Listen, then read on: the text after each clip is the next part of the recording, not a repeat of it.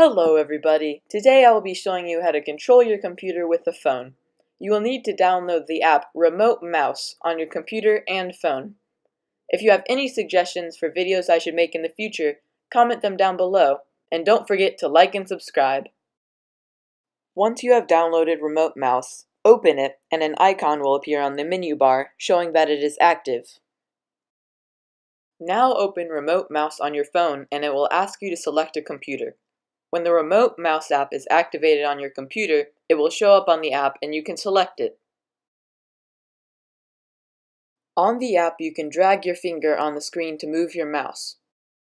You can also open any application, such as Launchpad or Notes. The app also lets you type on your phone's keyboard instead of the one for your computer. Thank you for watching and don't forget to like and subscribe. If you have any suggestions for videos I should make in the future, comment them down below.